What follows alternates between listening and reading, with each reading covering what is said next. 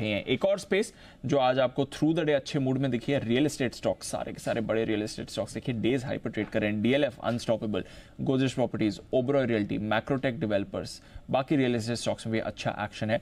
और इसके अलावा जो मिड कैप कंपनीज हैं वहां पर भी आपको एक्शन दिख रहा है, क्योंकि दमदार अपडेट्स आ रहे हैं लगातार across the board real estate company से। तो और क्या कुछ अपडेट्स आए हैं और क्या ये ट्रेंड जता रहे हैं, एक बार जानते हैं अरमान के साथ। अरमान बताइए।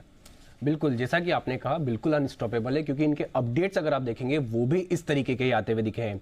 अपडेट्स में अगर आप सबसे पहले बात करें रियल एस्टेट, इन सारी कंपनियों के आप Q2 के अपडेट देखें, जबरदस्त आंकड़े आते हुए दिखे हैं। और कुछ कुछ के H1 के अगर टोटल देखेंगे वहां पर भी आंकड़े बहुत बढ़िया दिख रहे हैं।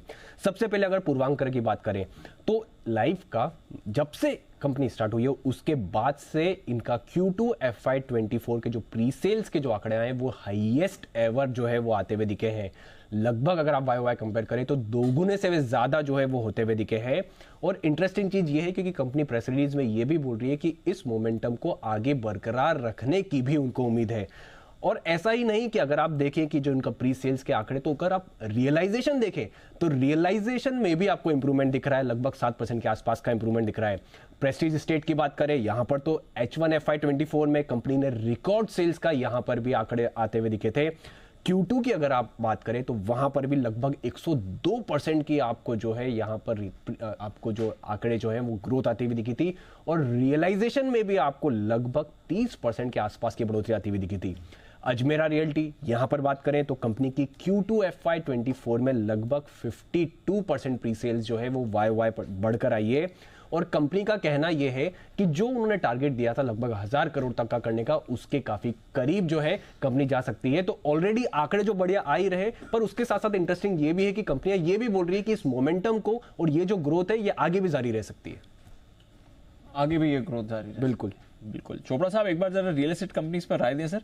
लगातार दमदार अपडेट्स आ रहे हैं, स्टॉक्स भी आउट परफॉर्म कर रहे हैं, प्री सेल्स अच्छी आ रही हैं, कलेक्शंस अच्छे हुए हैं, नए लॉन्चेस भर भर के आ रहे हैं इनकी तरफ से सर।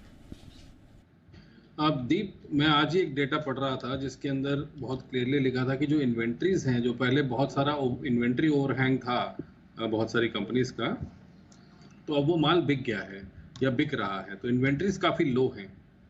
एक अच्छी बात है, क्योंकि जितना इन्वेंट्री लो होगा उतना ही पैसा डेवलपर्स के हाथ में आएगा, उतने नए प्रोजेक्ट्स डेवलप होंगे। और नो डाउट हर तरीके से टैक्सेशन के पर्पज से भी सरकार के लिए भी अच्छा है। जितना माल बिकेगा उतना जाहिर बात है कि टैक्स आएगा। आज की डेट में तो TCS होता ही है।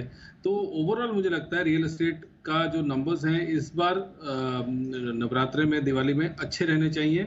और काफ़ी जो इन्वेंट्री ओवरहैंग है वो कम हो जाना चाहिए।